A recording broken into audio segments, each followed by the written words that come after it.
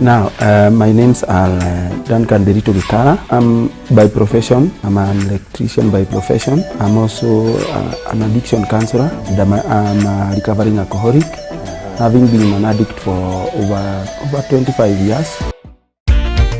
Good afternoon today. My name is Bernard Mwangi. Welcome to We Do Recover on JTV. This is a program which mainly looks at addictions and mental health issues. And today, as you can see, I'm alone. Poleni sana. But next time we shall be having many more guests who shall give us more informative topics. Today we'll be speaking along the lines of two topics. The first topic being who is needed in terms of addictions treatment. And there are very many people who are used in this field. Now, unfortunately, not everybody is called to work in this field. Everybody must have a specialized path or specialized training and even the calling to work with our special people. Now, the first group of people that I'm going to talk about is what we all know to be counselors, therapists, and doctors. The counselors, these are the people that are trained to be counseling psychologists or counselors. The mode of training takes on an amount of time. In Kenya, you'd find that most people are trained with certificates. And these people with certificates are mainly peer-to-peer counselors, depending on where they are specializing. The second group is those ones that have diplomas. The others degrees, the others master's degrees, and there's those who have gone on to do PhDs. Now, with these different levels of training and certification, you'll find that all these people have different levels and even specifications as to where they can work. Now, in addictions treatment, for you to be able to practice, you need the minimum of a diploma in addictions counseling. And then onwards up to a degree in counseling psychology, onwards up to a master's degree in the same field, also a PhD in the same field. Now, the people who have higher credentials are the ones that supervise the lower credentials in terms of their workplace, the workplace conditions, and helping them to work vis-a-vis each patient. Psychologists in this same group are part of the therapists. Psychologists are the people who basically look at how wanaangalia, wacha niseme kwa lugha ya Kiswahili, wanaangalia kwa vile huyu mtu anatafsiri ulimwengu, relationships na zile vitu zilio kando yake. So now a psychologist is supposed to help this person to better understand what he is going through, what is going on inside them, and to also help them along their path of getting better. So you'll find that the therapies between a counselor and a psychologist to be a bit different. They fall along the same lines, which may be talk therapy, but the mode and style of training is very different, and the mode of even therapy is a bit different. The next in this is doctors. Madaktari ni wa aina wengi. Lakini ukiangalia sana sana katika hii sayansi tunayoita addictions medicine, tunapata ya kwamba tuna daktari wa kwanza ni daktari wa kijumla. This doctor is basically to look at and also to detect if this person is having any issues with their bodies. The others we are going to talk about also specialized doctors, and one of the specialized doctors is a psychiatrist. The psychiatrist will look at how the brain is doing, kama kuna disorders. Na tulivyoambiwa hapo awali na waliokuwa wageni wetu hapa studio, walitueleza kwamba kitu yote tunayotumia kama mihadarati ama madawa kulevya, ina mali ya kwanza inadhuru ama inaumiza ni akili. So unapata kwa kwamba hao madaktari kazi yao na utaalamu wao ni kwamba kuangalia kama kuna maumivu ya akili, kama kuna mazongwe ya mafikira, kama kuna maneno yoyote yanayoendelea na akili, na pia kusaidia kupatia ama kuandikia huyu mtu dawa za kumsaidia arudishe afya yake ya kiakili. The third group of doctors, it's now kutoka hapo sana sana, the third group of doctors wale wanatafutwa sana sana ni wale tunatafuta ni madaktari wa tumbo, gastroenterologists. Kizungu imenipiga chenga kidogo.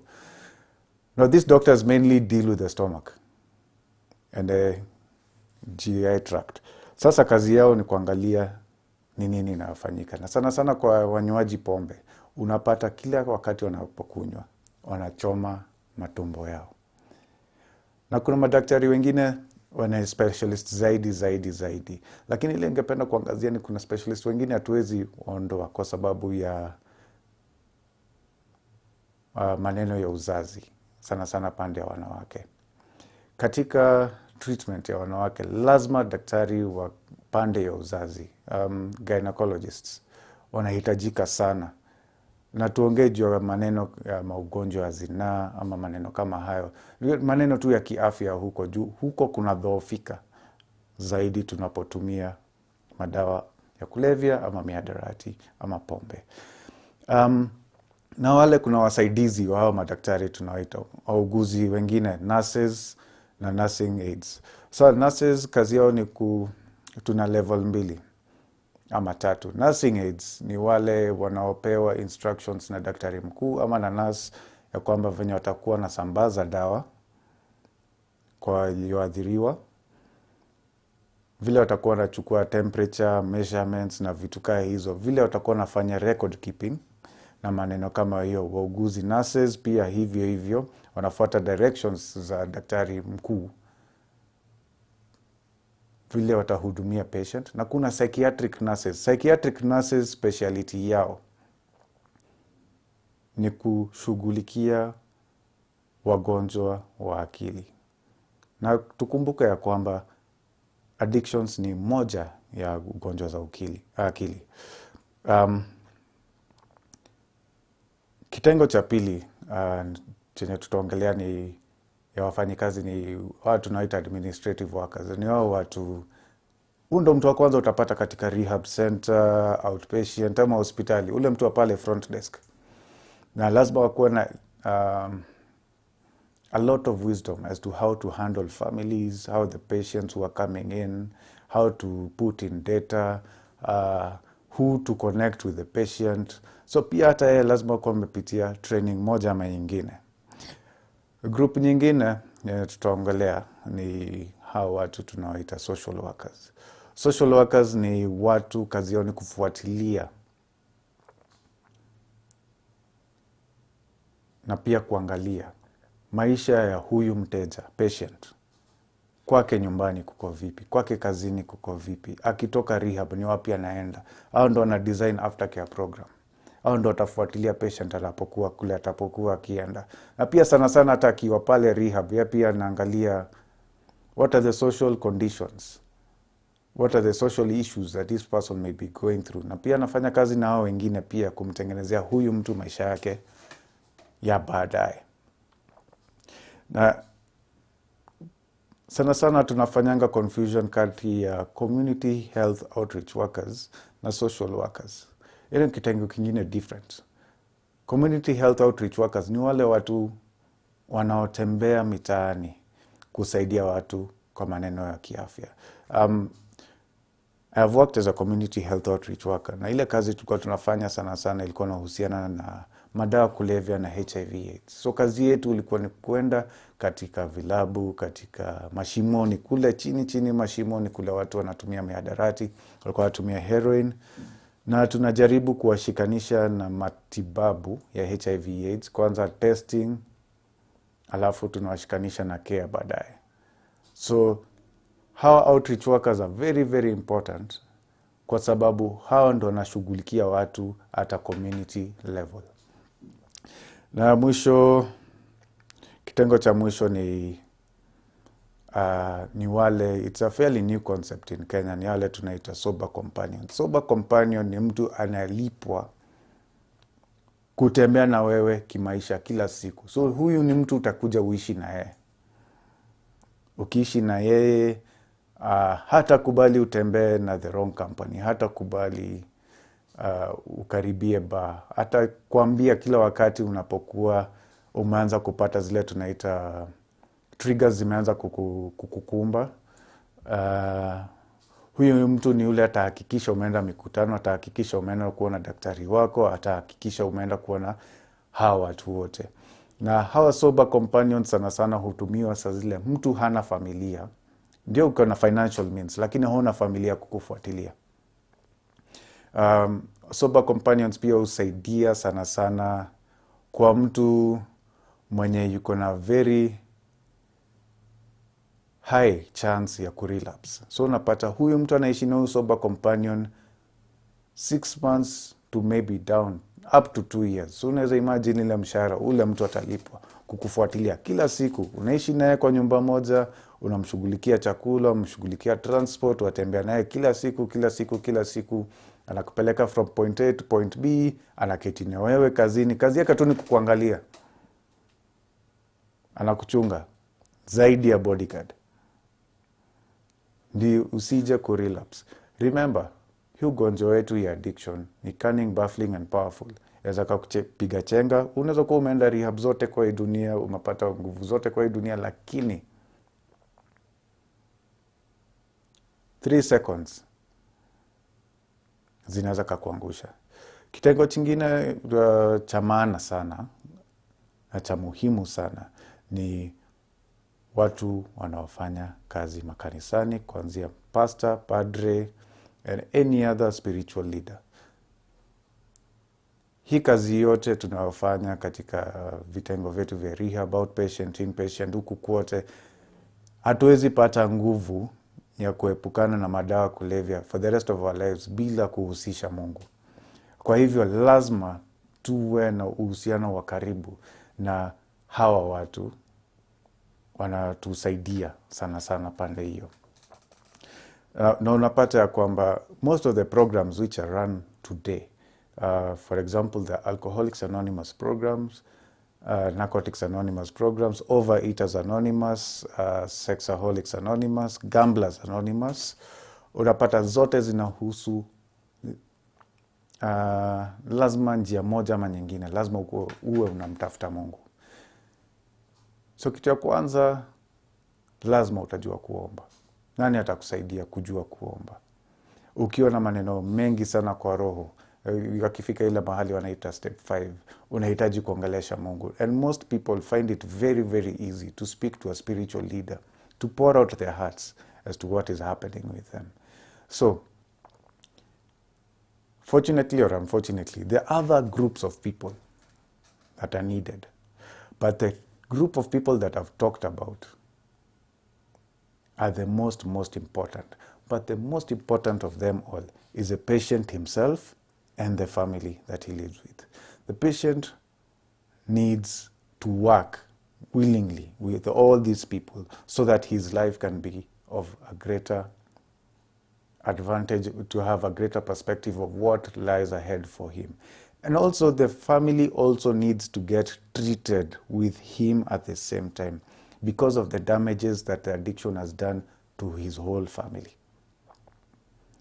Now, when you were looking at this, you find that due to the issue of damages, you find that other people are brought in. Now, these other people who are brought in, we are talking about now from the judge, the legal system, the police. You might find that very many people are referred to rehabs nowadays from the court system, from the judiciary, at an ad hoc basis. Yani, si kitu imeandikwa kwa sheria, lakini siku hizi mahakimu wamepewa samliwe ya kuweza kusaidia watu. Kujua watu wengine, shida yao ni pombe, haswa. For example, drunk driving. Mtu amegongesha gari na hakukuwa na any other bad incident. Ama mtu ameiba nyumbani kwao na kuko na watu wengine wameumia. Wanasikizana na familia kwamba huyu mtu anahitaji rehab badala ya jela. Juu tunajua jela pia ni Pia jela ndio mtu anaenda kurekebishwa tabia, lakini haswa sana sana jela zetu bado hatujafika ile kiwango cha kusaidia huyu mtu kwa ile usaidizi anahitaji. And for your information, most of the big prisons in Kenya wameanza hivyo vitengo vya kusaidia waliokuwa na shida ya mihadarati na madawa kulevya. Haya, kwa hivyo kila mtu kuanzia OCS pale hivyo umeshikwa, umepelekwa, hawa watu wanasaidia na chief pale nyumbani. Hao pia wanakuwa very very vital part ya kumsaidia huyu mtu aweze ku-access treatment. Wanapatiana mawaidha, saa zingine wanapatiana direction. Tafadhali kijana, usipoenda rehab, mimi nitakushika na nitakusukuma na hii kesi imekuleta saa hizi. Judge pia anaweza sema the same thing. Lawyer wa mtu pale kotini anaweza mtetea kwa kiasi ya kwamba huyu mtu anahitaji rehab badala ya kufungwa kifungo. Haya, tukisonga mbele, kuna watu wengine pia wanaweza kuhusika hapo hivyo, na ni tunaongea tu juu ya the community at large.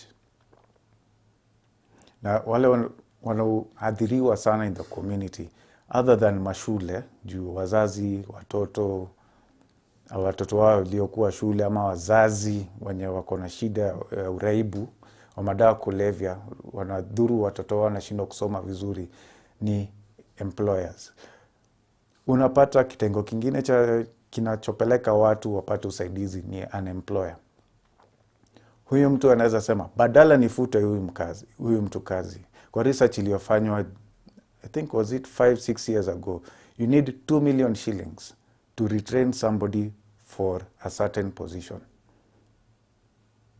Na hiyo quantification kutoka ile upande wa wakati, ile wakati utatumia kutrain ule mtu aweza kufita certain position, marupurupu ya kipesa ya kifedha, na pia hata ule mtu uliomfuta pia kuna ile pesa utamlipa kama fidia. So kwa hivyo it is much cheaper to take your staff member to get some help instead of firing him. Fortunately or unfortunately, some laws have been enacted in the country to prevent discrimination in the workplace. But now, some damages are too gross by some people who are addicts and alcoholics that they cannot longer survive in a workplace. Maybe wamepewa warning ya kwanza, ya pili, ya tatu, wamepelekwa rehab, mwaka nenda, mwaka rudi. Mwaka nenda, mwaka rudi. Mpaka inabidi huyo mwenye biashara ama mwenye amemwajiri apige hesabu yake aone, I believe we can look for that 2 million to hire a new person. Now, as we go into the break, we will look next at what we call the continuum of care. I hope we have all learned something, and I hope you all have questions. If you have any questions, send them to JTV through Facebook, through the numbers which are scrolling at the bottom of your screen, and we'll be able to answer you in further programs. Thank you, and wait for part 2.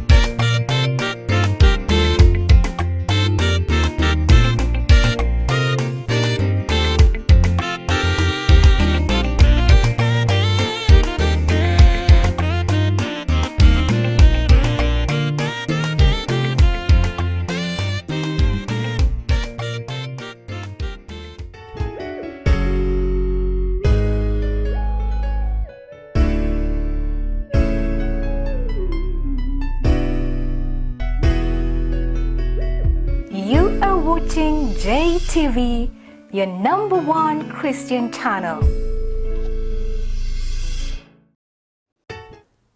Welcome back. Good afternoon. Good afternoon. Saizi, welcome back to JTV We Do Recover. Saizi tunataka kuongelea ama kuangazia neno tunayoita continuum of care. Continuum ni jina mzito sana ya kizungu, lakini wacha nijaribu kuibomoa kiasi. Continuum inahusiana na mwanzo ama mpaka mwisho wa jambo. For example, your continuum of travel from here to Mombasa. Kwa kutoka mwanzo mpaka kikomo. So, kwa hivyo tukiongea juu ya continuum of care ama continuum of treatment of addictions, tunaongea kuhusiana na chanzo cha treatment mpaka dakika ya mwisho. Na tutaangalia the commonly available treatment modalities that we have in Kenya. Lakini kabla nifike hapo, ningependa kuangazia kitu moja. Kila mtu amezaliwa kwa njia tofauti, kwa familia tofauti. Nutrition alivyolelewa ni different. Vile yeye ana deal na maneno yake yanayofanyika katika maisha yake ni very different. Kwa hivyo unapata hata yale madawa kulevya ama pombe anayotumia, hata ile kiwango anavyotumia ni different. Kiwango cha damage ni very different. Kiwango cha ile wakati ametumia. So kwa hivyo unaangalia the time of use, the quantity of use, type of drug, type of the health, the overall health of the person, the social damage that the person has, socio-judicial issues, you also look at them. Sasa hizo vitu zote ukiziangalia unapata ya kwamba mteja moja na mwingine hawezi fanana kwa vile wanavyoenda kupata usaidizi. So kwa hivyo kitu ya kwanza, mtu anapoenda katika kituo cha usaidizi, anafanyiwa kitu inaitwa assessment. Assessment ni kusema ya kwamba tunamkagua huyu mtu, tunataka kujua ametumia miaka ngapi, ni nini hii amekuwa akitumia, afya yake iko kivipi, akikosa kukunywa hii kitu mwili itareact kivipi, zile tunaita withdrawal symptoms. Ana shida ya kisheria, familia iko vipi, ana bibi, ana watoto, shule alifika wapi. Na hiyo ya shule alifika wapi kwa muhimu sana, ndio tujue hata ile lugha tutatumia katika ile hali ya kumsaidia. Na tukisonga mbele zaidi, tunaongea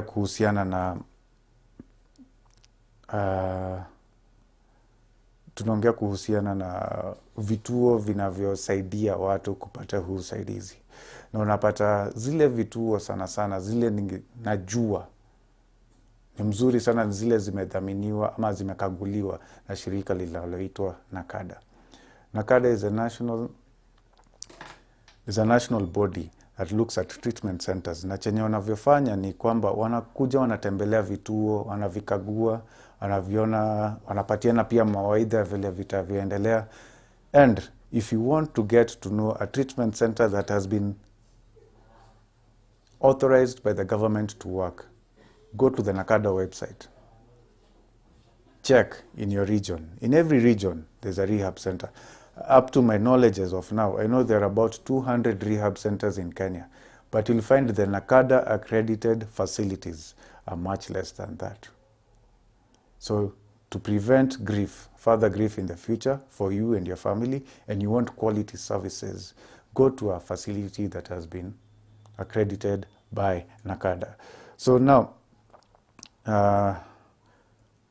one of the first things that we look at in terms of continuum of care is what we are calling the initial evaluation. Mtu ameingia pale katika kituo cha usaidizi. So kwa hivyo kuna wale wataketi na sana atapatana na ule mtu pale reception, atasalimiana, atapatiana ile information anaulizwa, na kutoka hapo atashikanishwa na ule mhudumu anahitajika kumwona saa hizo.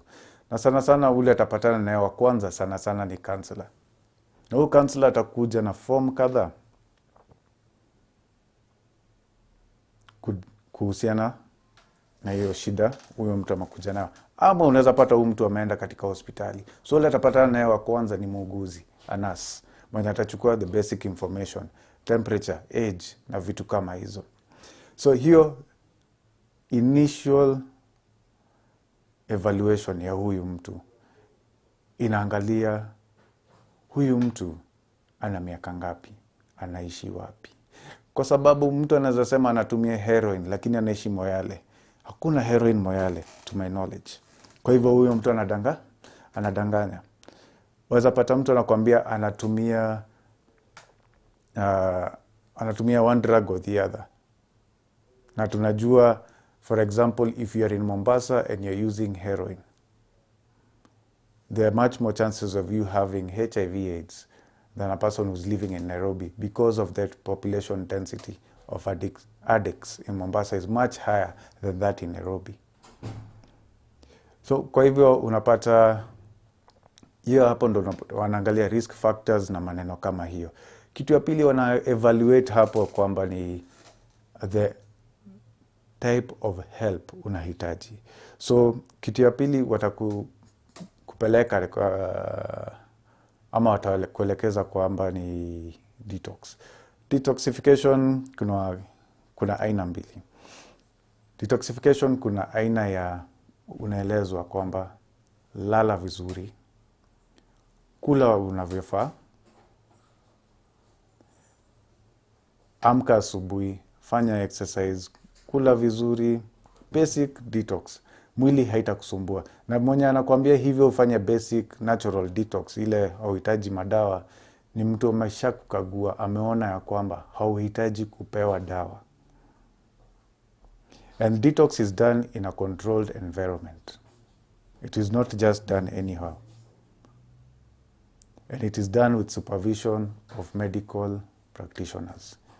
Kwa hivyo kwa wale tunajiambianga wacha niende nikafanya detox siku 2 siku 3, nitakula kitunguu, sijui nitakula maji ya wanasemanga maji ya dania, itasaidia kusafisha system. Tafadhali nenda kwa professional addictions facility ama uende kwa hospitali, watakueleza vile utavyofanya. Now, moving on forward, there's what we call the medically assisted detox. Medically assisted detox, there are 2 levels. There is a basic medically assisted detox. Ni ile mtu anasaidiwa kulala, anadeal na basic withdrawals, ile mwili tu inasumbua kidogo, mtu anatetemeka, toa jasho, liver iko na shida, so unapata mtu anapewa combination ya dawa za kusaidia kulala, dawa za kupunguza maumivu na dawa za kurudisha vitamins kwa system. Tukumbuke, pombe na madawa kulevya au mihadarati, these are poisons to your body. So if you take them, your body deals with the poisons but does not take in the food. So kwa hivyo wale wako nyumbani wanajiambia ati wacha nikakunywa kapombe, lakini kabla nikunywe pombe, kabla nikule miraa, kabla nivute bangi, wacha nikule. Hiyo chakula yote inaenda waste. Your body's nutritional needs are secondary to the body expelling the poisons from your system. So your body will deal with the poisons first, then chakula baadaye. So you find that maneno inakuwa opposite. Now, there is an intensive medically assisted detox. This is whereby you find mtu ameanza kupata zile tunaita delirium tremens, ile kutetemeka na kama iko na fever, toa jasho, wapata mtu iko na convulsions, wapata mtu akili yake imepata kupata maugonjwa kama psychosis, induced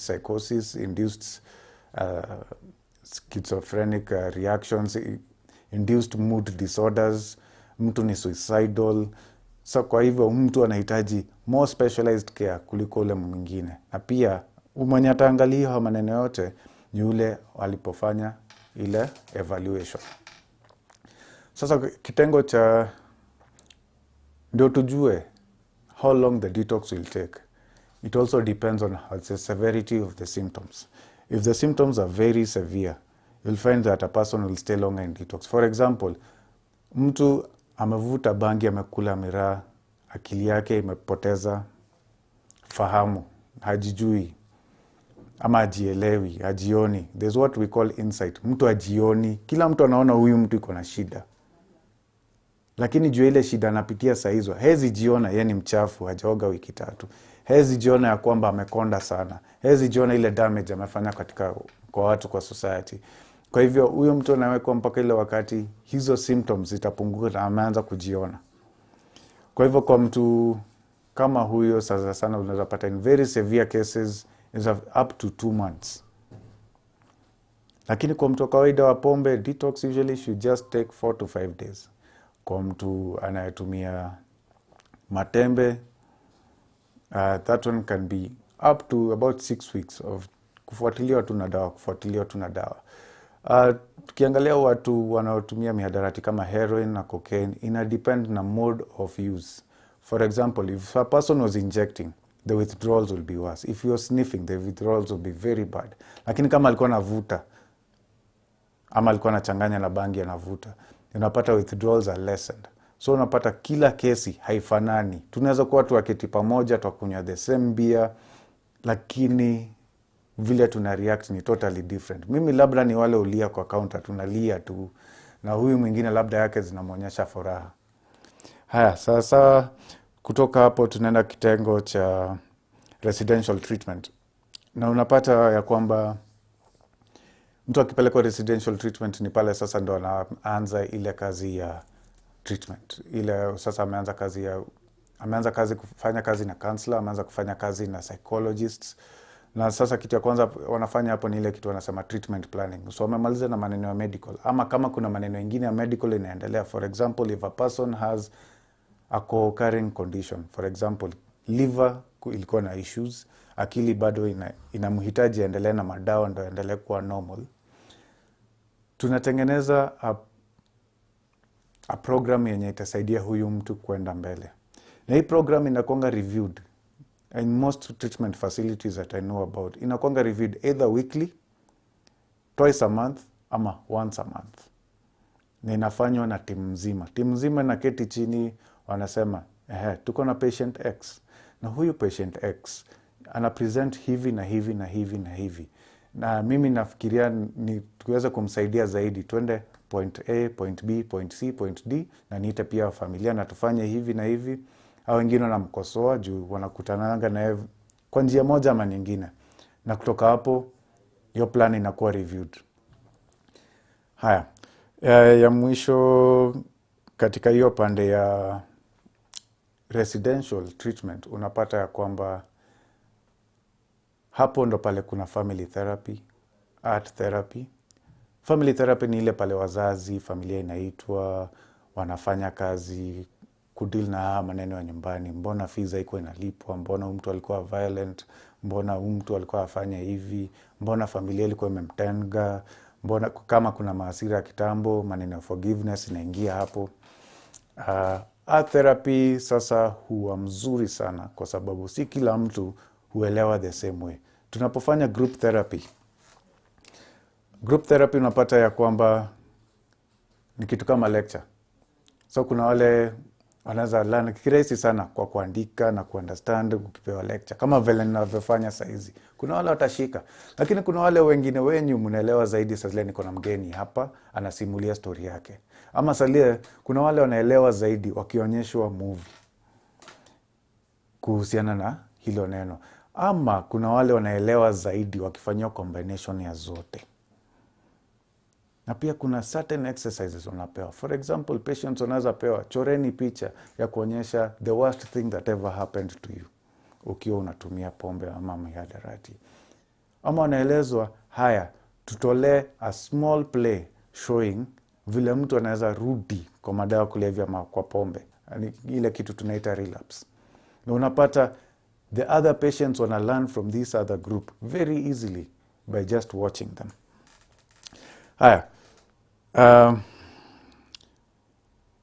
kitu ingine inachoendelea hapo ni zile tunaita one-on-one counseling, one-on-one therapy. Unapata huyu mtu bado anaendelea kumwona psychiatrist wake, anaendelea kuona psychologist, anaendelea kuona counselor, bado anaendelea kumwona pastor ama mhudumu wake wa kiroho. Hawa watu wote hawezi fanya kazi individually ama independently. Kila mmoja wao lazima wafanye kazi pamoja. Tuko pamoja? Haya. Kenya, most of the treatment facilities ni residential. Ya kwamba mtu anakuja, analala huko, anakaa huko. The most common program is what we call the Minnesota program, whereby people stay there for 90 days for alcohol issues. If you have drug-related issues, it's 4 to 6 months, depending on the facilities and the services that they have. But you find that also some facilities have longer programs, up to about 1 year. And you find that these people who stay in these places for up to 1 year, it is because they do not have social support at home. So you find that they will get to a place where they call it halfway housing. Halfway housing is the next step in treatment. And halfway housing is whereby a person is in the rehab center or is in a facility, but is accessing his workplace, is accessing his home, is accessing school, and is also supervised very heavily. Drug testing is done. The facilities where he's going, be it the workplace, be it the family where he's gone home for the weekend, and all those places, he's followed up every step of the way. And when this person is followed up every step of the way, it helps this person go out with some structure. Remember, if the person does not have either the social support out there, we need to create the support for this person when he goes out there. We need to make sure that he goes for AA and NA programs. We need to make sure that he's also going to church. We need to make sure. So we're creating this a life afresh for this person. The next level of treatment, which is, by the way, halfway housing can also go up to 6 months, up to 2 years. And if a person graduates from that, we count him to be successful. Most treatment programs should run up to 1 year, from the initial contact into the treatment facility, after rehab, aftercare treatment, and I'm going to get into what aftercare treatment entails. Be it halfway housing. Yes. Now, aftercare treatment is what happens after the intensive phase of treatment. Aftercare treatment happens after the person has been in a facility for some time. And when they're in a facility for some time, and everybody signs off on him leaving the facility to go home, there are some services which he is attached to help him remain sober. For example, be returning to the rehab every week so that we can do a debriefing of what is happening. While meanwhile, also be going to so and so. Be going to so and so to do XYZ. Now, the so and so here means, does he continue working with a psychologist? Does he continue working with a psychiatrist? Does he continue working with his spiritual advisor? Yes. But in some cases, it is much more. For example, if the person has mental health challenges, he needs to work with his psychiatrist directly, continuously, so that he can keep up the good work that he has. For aftercare programs, now again, depend on the severity of the problem, the issues that this person is going to find at home, what the social worker or the person who designed the program at home has seen that this person needs this amount of support. So you'll find some people will only need another 3 to 6 months. Some people will need support for up to 1 year.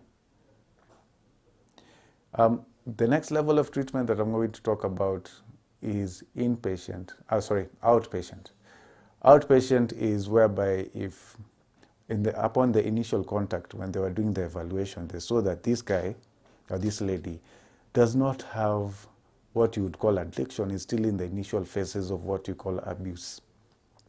And these are the issues that we can treat while the person is still living at home. So I find that the person does at most 5 hours a week of 1 hour a day or 2 hours in these facilities. So he goes to these outpatient facilities, meets the psychologist or meets the counselor, and goes back home once they're done. And progress is tracked onwards and onwards. So it is not only talk therapy. You might find that there may be elements of drug testing, be it be urine or blood testing, to see the progress that a person has made. You'll find that the person is given a journal ya kuandika, anaandika chenye inafanyika kila siku. You may find that the person is given assignments. You'll find that also the person may also need to go for those therapies with their families to see what are these issues at home that a person is going through. The next level is intensive outpatient programs. This is a person who has extended issues of drug abuse but has not reached the level of addiction.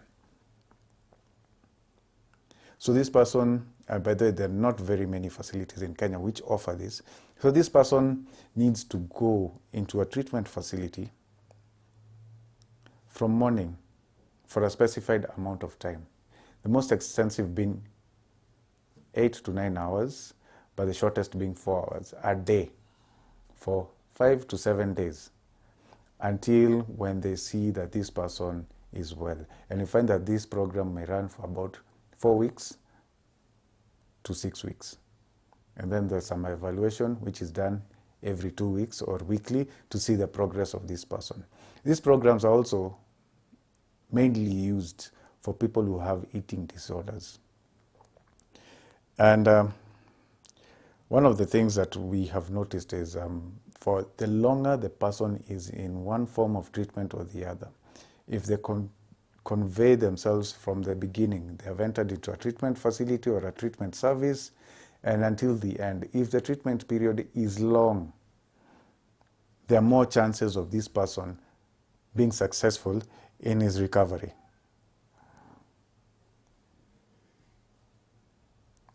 There are more chances of this person being successful in also uplifting the standards of his society. Remember, if you help one addict, you're helping up to a total of 7 people. These 7 people are not only his family, they're not only his employers, they're not only his employees, they're also talking about people who are attached to him financially. So the amount of debt will go down. Remember also, there is an element that I've not talked about, and this is what we call preventive services. Preventive services are whereby people who are especially trained in this go around schools, churches, hospitals, or even homes and talk to people before they get into deep trouble. And they give out this information that addiction is bad. Addiction, this is what it is doing to you. This is what it is doing to your family. This is what it is doing to your society. This is the way that you can get out of it. This is the way that you do not get into it. This is the way our children get into trouble. This is the way that our staff get into trouble. And you find most preventive services also have an element of what we call policy making. They help organizations make policies. So you'll find that different organizations have different levels of how they respond to the issue about addictions. For some organizations, because of the nature of the work that they do, they formulate the policies. For some, it will be outright dismissal. For some, it will be outright suspension. For some, it will be outright go visit the HR, let us try and help, XYZ, XYZ. And if for example, the Kenya National Union of Teachers and the TSC work very, very well in helping teachers. That's one of the organizations that I would say has a very good working record in getting teachers to accept and also access treatment. They have destigmatized addictions completely in their workplace. Another, and finally, we have talked about the continuum of treatment. We have talked about outpatient, the different levels of outpatient. We've talked about initial contact. We have talked about assessment. We have talked about inpatient, intensive inpatient. There's a component that I've not touched on, which is the intensive medically assisted inpatient. Medically assisted inpatient is whereby a person practically is in a rehab center which has a setting of like a hospital. And this is due to the individual needs of this person. And these specialized needs are either psychiatric or physical. And we have very few of those facilities in the country. So even when you're looking for help for that loved one, keep in mind what are their needs. Research widely. And we also looked at inpatient services. We looked at outpatient. We looked at preventative services. Now, dear viewers, we give this to you. We do not need to say that we do not know what addictions is.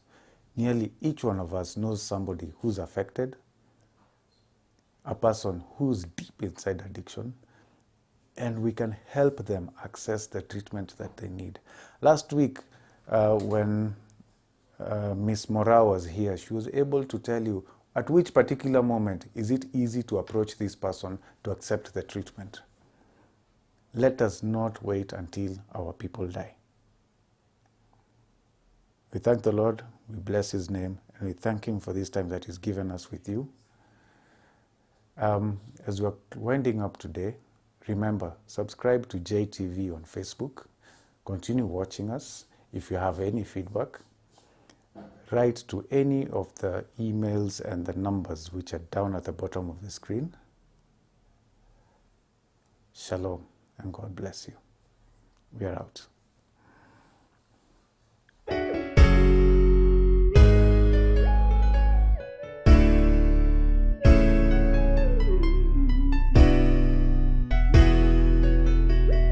You are watching JTV, your #1 Christian channel.